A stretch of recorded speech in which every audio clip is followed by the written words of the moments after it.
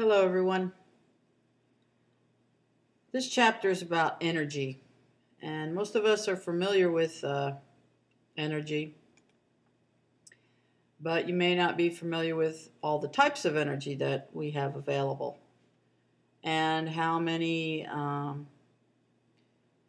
what percentages of these types are actually being used. Coal is still being widely used, and oil, gas, and we see that our wind, etc., hydropower, or renewable energy resources are very minimally used, and we need to improve on our renewable energy, and we need to reduce the amount of non-renewable energy that we're consuming. So you read through about energy and what kinds of power is being used, and you'll get an idea of how overwhelming the petroleum industry is in the world, how they basically are have taken over. But we do have some problems with our coal industry. They are pumping out horrible pollutants. They're devastating the land. This is coal mining. The mountains used to be beautiful, full of trees, and now look at them. It's horrible. If you can do a search, or even if you're flying over this, I don't think they want you to see this. I don't think the industry wants you to see the devastation, what happens in coal mining, how horrible it is to the environment. But there it is. Lots of pollution put out by coal, burning coal, and talks about oil and who produces the most oil and so forth. You can read about that. This is a large chapter. It goes into all this different types of fuels and natural gas, and nuclear power, how we're not nuclear physicists, so we're just going to hit on the surface of explaining how nuclear power works in this book.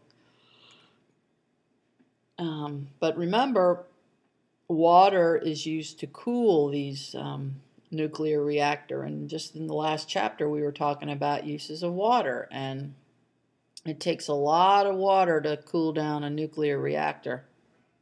And what about the waste? You see, what do you do with that waste?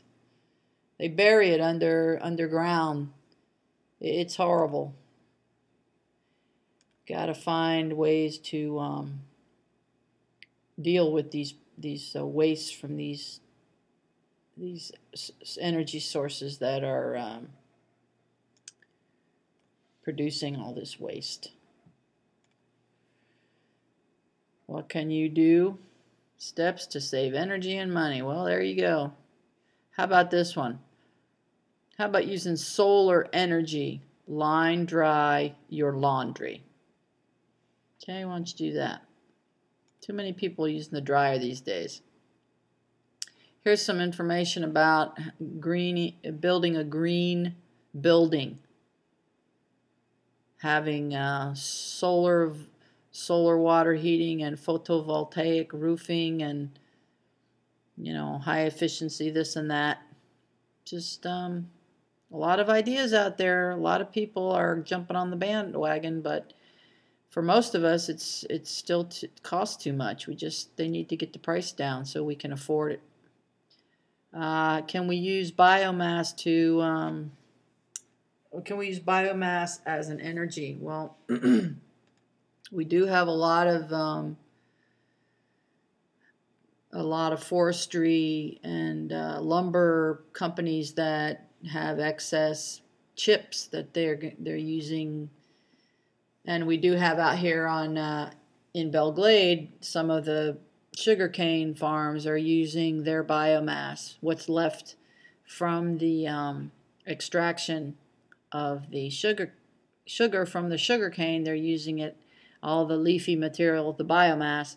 They're using that as their energy. So to run the factories. So this basically is they're talking about growing grass to use as biomass to burn as fuel. Methane from this is kind of an interesting thing.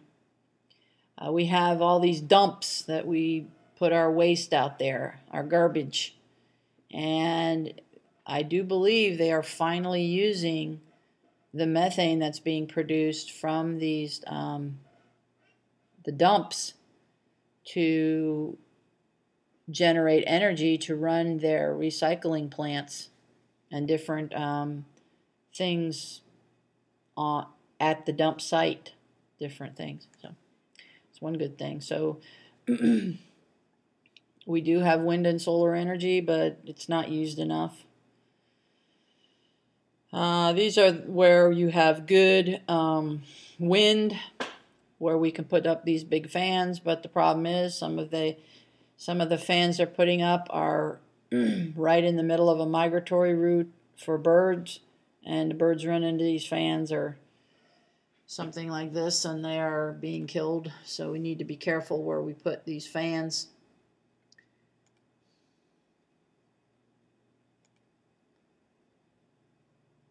Solar energy, if we can find the places to put the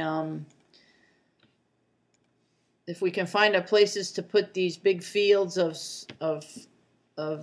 photovoltaic cells to collect the solar energy, that would be great. But you have to take a big, huge field and put these big old mirrors on there, and that's taking away from the wildlife and the soil, and it's just, you try to think of things, but then are you really damaging the earth by taking away the natural beauty and the vegetation and the native flora and fauna from that part of the environment? It's just how can we make it a win-win?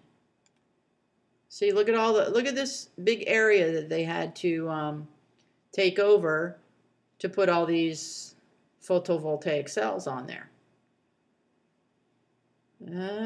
I don't know. I don't know what the answer is. But here's how they operate. You can read through all this kind of thing. I think it's a great idea for you to put them on your roof, if you can afford them. Hybrid cars and this kind of thing, that'd be great. But I really think we can do better on reducing the amount of gas we need to use. I think we can make these cars get more miles per gallon. I really do. Hydropower,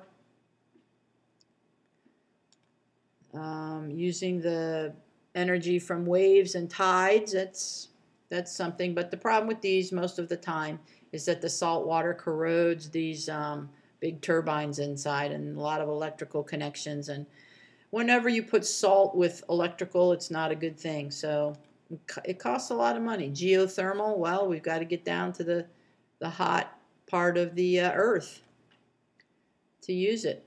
And sometimes that is not an option.